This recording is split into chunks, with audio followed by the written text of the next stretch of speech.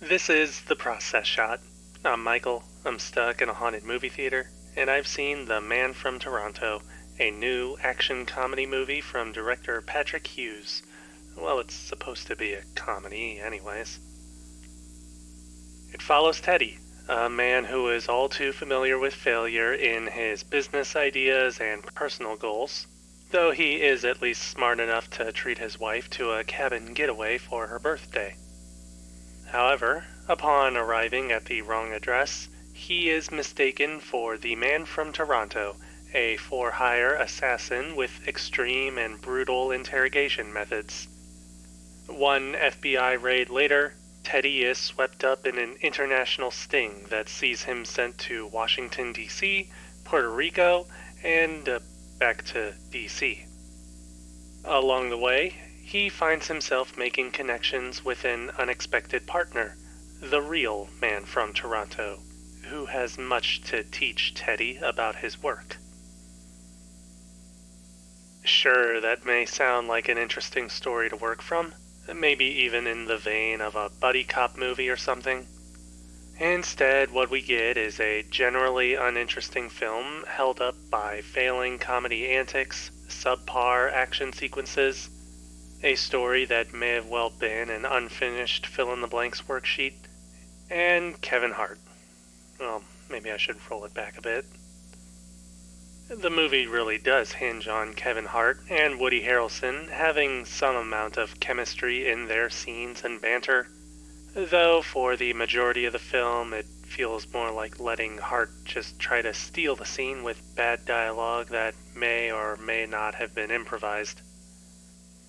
With how flat their characters are written, and in Harrelson's case, how his man from Toronto switches from a chilling assassin to an introverted loner on a dime, it feels like the movie was written one scene a day, with enough downtime between writing sessions to forget how to make everything flow consistently.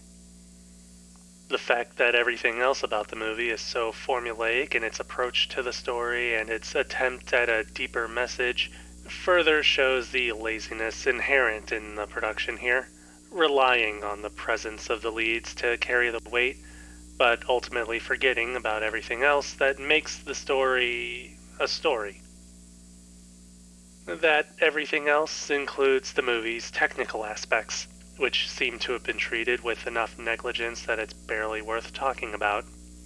Cinematography is uninteresting, making sure everything important is in frame and visible while lacking any sense of an original visual style. It isn't helpful in making the film's few action sequences any more believable than they already weren't, what with their stakes or tension being downplayed by unfunny banter or bad editing. The latter is especially awful in a later scene meant to look as if it were done in one take, but only barely tapes over the seams, while also adding a clearly faked camera shake in post-production, trying to make everything look handheld and thus more exciting when it does the exact opposite instead. If there's anything good to say about the movie, it's that there are a few scenes where color design takes precedence, cutting out from the otherwise natural look into something genuinely interesting, or at the very least something resembling a creative idea. The film's special effects work is also the height of its thrills, at least whenever something real actually happens, and it's not just a CGI effect. But that just makes this movie more interesting to look at than watch, and as I've said before, that doesn't make up for any other faults. At least I think I've said that before.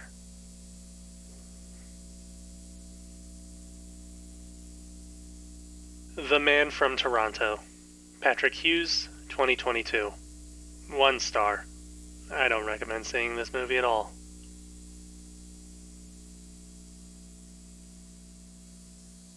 That's it for this review. If you liked it, leave a like. If you didn't, leave a comment. Subscribe to the channel for more reviews. I was beginning to forget that even new movies could be duds. I want to go back.